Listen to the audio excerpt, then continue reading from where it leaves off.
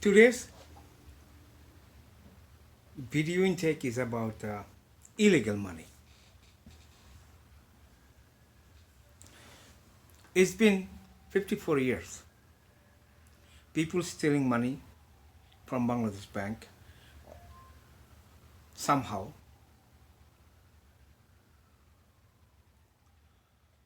And then what they did with the money. What has happened to all the money that has been stolen?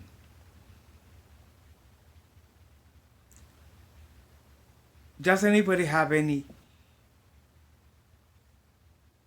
thoughts about it, that where it went and how is used and money utilized?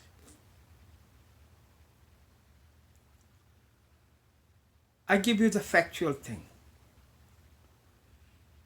A person stole money, like a BNP, Jatiya Party, whoever from the government, Awami League, they stole money from Bangladesh Treasury Department. What did they do with the money? What happened to all the money? Are they enjoying their money?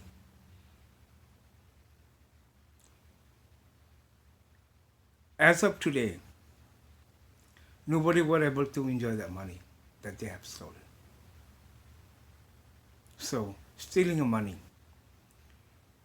getting a corrupted money is worthless, useless, and fake, and you cannot do anything with that money. Number one thing, you are Bangladeshi citizen. If you have $1 million, you stole it. You don't have place to secure it, because the next government will come and they will take that much money in your bank or that much property you have in there, and their government will ask you, can you give me the reference of all those monies that you earned? Can you legitimize your money? So you'll get into in a question. So what will we do? You leave the country and you go somewhere else, buy a house with a cash payment, and live a luxury life with cash money. But do you understand what is the cash money? Cash money is vulnerable, is insecure. Putting money in a bank is secure. How does it is secure? Because the third party secured you that this money is legitimate money, and you can use that money to various purposes. If it is a cash money, everywhere you go, they will ask you, why the money is cash? Is anything wrong with that money? So, the idea about the money is cash, that means it's plagiarized money, corrupted money. You stole it from somebody, or you got the money, easy money. So, you cannot hide the money. You cannot live with the money that you have stolen. You're always in danger. That's what happened in 55 years in Bangladesh.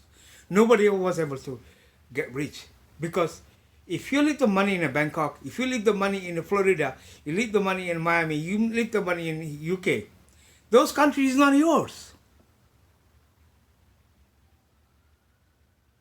The pure democrat country, no matter what it is, you are immigrated citizen. Do you understand what is an immigrated citizen? One political argument will come. The political argument says that you have to, the foreign citizen has to be removed from our country. They will be removed. No matter where you go, USA, Australia, UK. I'm not talking about Bangkok, Japan, Hong Kong, Singapore. These are corrupted countries. Like people go for child pornography. People go for sex abuse. Because Bangkok, Singapore, Hong Kong, you're not safe. And the other countries,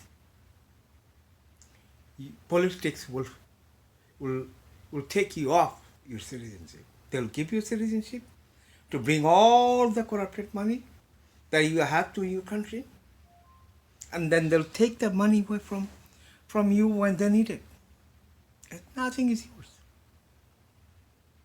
So as a born in a Bangladesh citizen, living in a Bangladesh, doing corruption,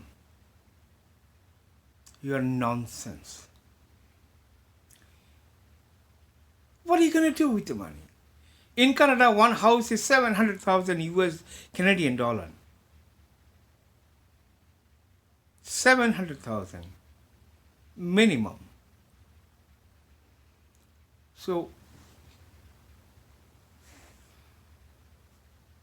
what you will do with the money? How are you going to get that money? Let's say you corrupted money. You made the money, you stole the money. 700,000 Canadian dollar.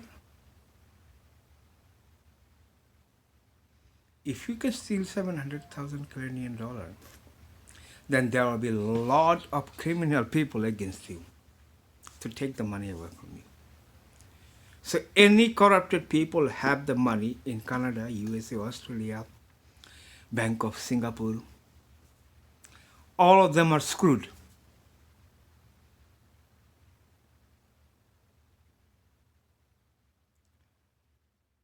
So, to the Bangladesh citizen, asking one thing, if somebody stole money, don't fantasize yourself that he did a great job. He has a lot of money. No, he is vulnerable, insecure. Anytime his life is under threat, he don't have a life. He can't sleep. He cannot even have a conjugal life. So it's totally useless. So stealing money and taking the risk. You can tell me millions of examples. People are living a good life with the stolen money and this and that. Brother, none of them having a good life with the stolen money. It's you that thinking he has in a good life because it's your failure of success telling other people are good people.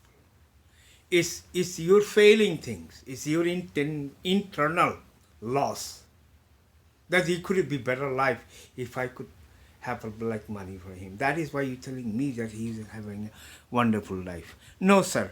You are not having a wonderful life. So the corrupted money, it disappears. It disappears like a feather.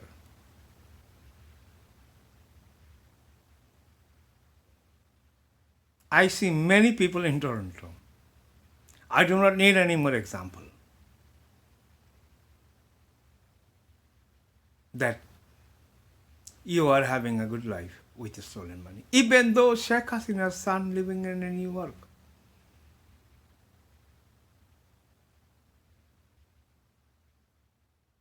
He living hell life. Stolen money is not to save, it's to distribute. It's not property, stolen money. Stolen money to go away to the other person.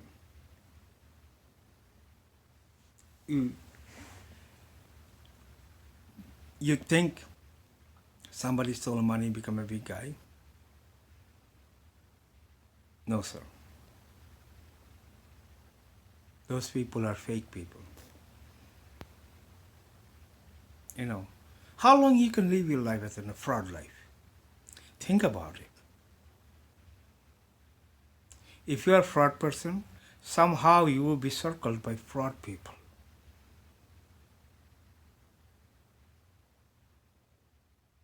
And another thing, I'm going to talk about another good aspect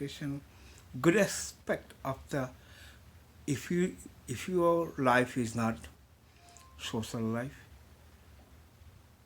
if you do corruption, you will never have a good life.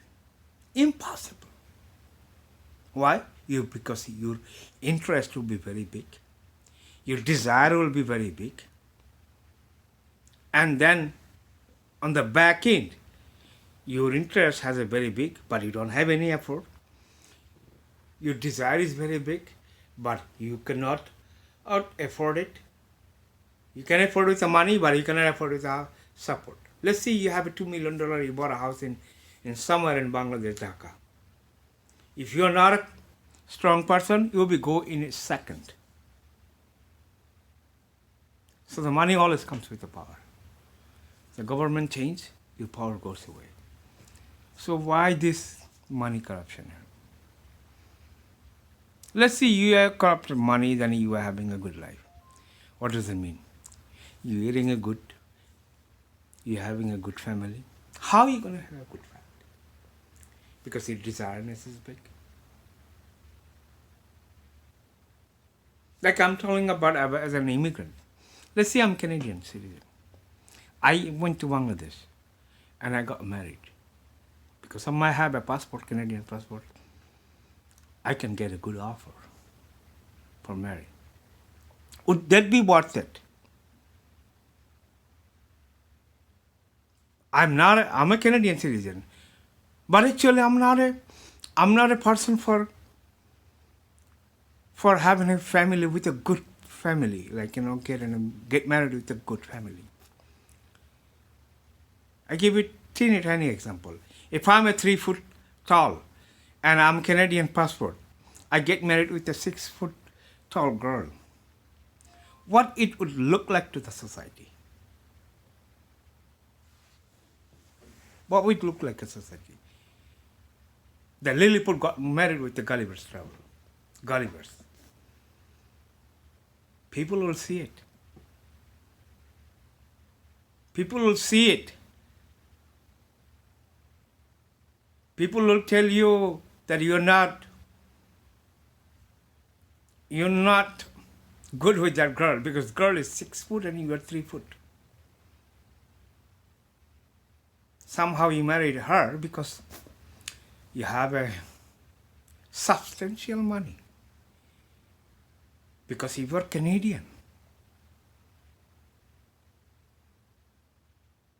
That family have no choice to see the Canadian passport and they give their brother or their sister to me.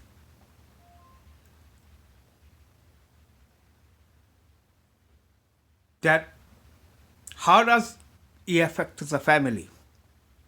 Number one, the lady that the person 3 foot tall, person getting made to 6 foot tall. The lady will not be happy. Her family will blame her. Society will incorporate her or socialize with her in a wrong eyes, in a wrongful way. That every time they will see both of them together, they will complain. They will bring a confusion. How come? The 6 foot tall guy got married with a 3 foot tall guy got married with a 6 foot tall. That doesn't adjust.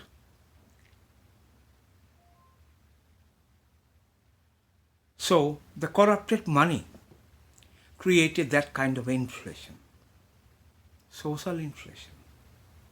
High demand, low input.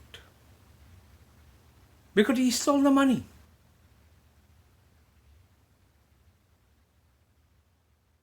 You stole the money and you have a substantial money. Your son is not even a high school graduate and you got a girl from university graduate or PhD or Nobel Prize like Dr. Yunus. Dr. Rat Yunus. Who got? By the way, he got Nobel Prize by the grace of the United States. You know, always everybody gets a Nobel Prize. You never get it without a American prayer. So the fundamental is, if you stole money, your expectation goes up. You start to doing the wrong thing. What happens at the end?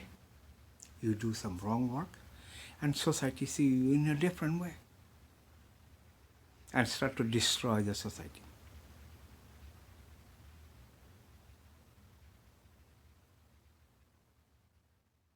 By the way, আল্লাহর রহমতে একটা জিনিস আমার মধ্যে আছে. I never think myself a Canadian citizen. I always think I'm Bangladeshi. I born in Dhaka, Bangladesh. I always respect humanity.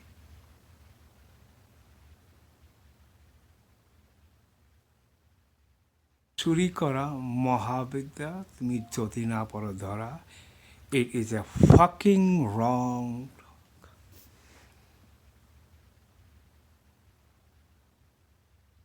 And also get rid of that idea that পড়ালেখা করে যে গাড়ি ঘোড়া চড়েছে. Do not say that. You look like a sick motherfucker. পড়ালেখা করে যে সে একটা সাধারণ মানুষ. সাধারণ মানুষরাই গাড়ি ঘোড়া চড়ে. You don't have to incorporate পড়ালেখা করে যে গাড়ি ঘোড়া চলেছে. পড়ালেখা করা মানে হচ্ছে নলেজ আর্ন করা. You're not focusing on buying a Tesla with a পড়ালেখা করে. Then you're idiot.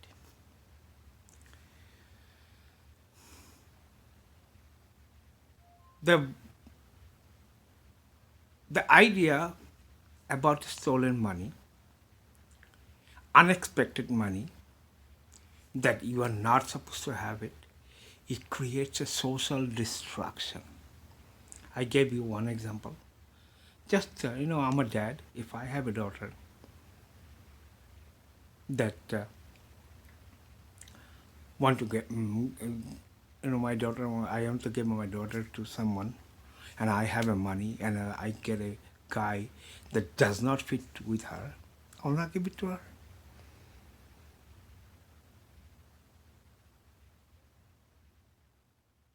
So that's just a common sense. You cannot avoid a reality. No, sir. No way. You can avoid a reality.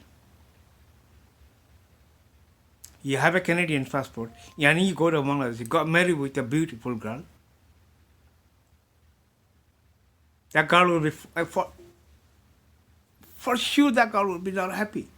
So what will happen? It will create a social distraction.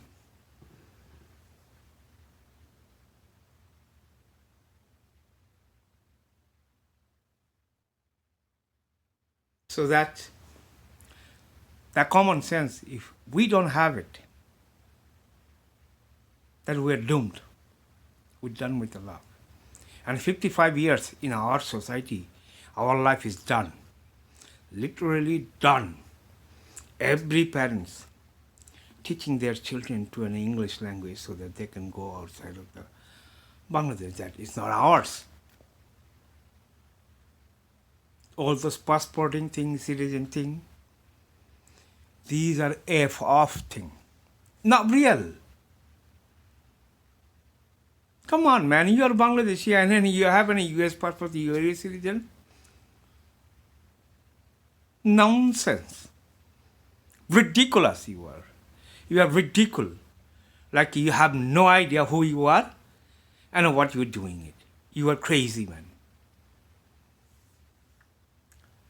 I guess that's it for today. Until next episode, peace out, guys. Live a good life. Thank you.